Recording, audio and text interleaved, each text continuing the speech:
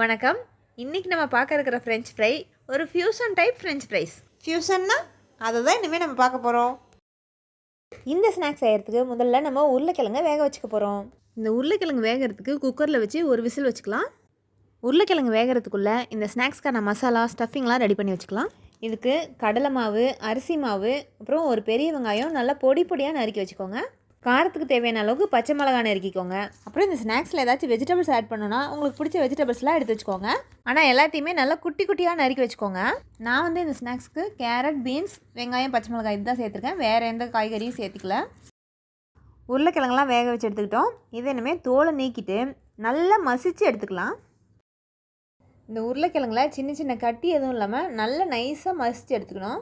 இந்த மசித்த உருளைக்கிழங்குல நம்ம ஏற்கனவே எடுத்து வச்சுருக்கிற கடலை மாவு, அரிசி மாவு, வெங்காயம், பச்சை மிளகாய், அப்புறம் நறுக்கி வச்சுருக்க வெஜிடபிள்ஸ்லாம் ஆட் பண்ணிக்கலாம். இதிலே கொஞ்சமாக கொத்தமல்லி தழை கட் பண்ணி சேர்த்துக்கிட்டோம்னா இன்னும் நல்லா வாசனையாக சாப்பிட்றதுக்கு சூப்பராக இருக்கும். அப்புறம் தேவையான அளவுக்கு உப்பு சேர்த்துக்கோங்க. இப்போ இதெல்லாம் நல்லா கலந்துட்டு பிசைஞ்சு எடுத்துக்கலாம். தண்ணிலாம் எதுவும் ஆட் பண்ண வேண்டாம். இதெல்லாம் நல்லா கலந்து வச்சுக்கிட்டோம்.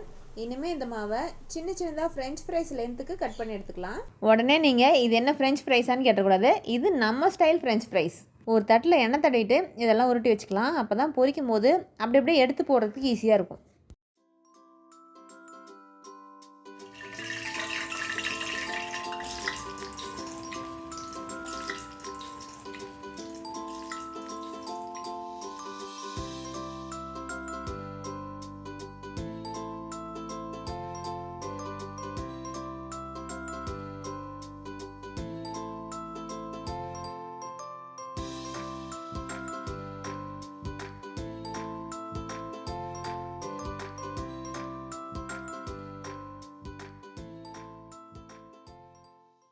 அவ்வளோதான், நல்ல சுவையாக கிறிஸ்பியாக நம்ம ஸ்டைல் ஃப்ரெஞ்ச் ஃப்ரைஸ் ரெடி ஆகிடுச்சு.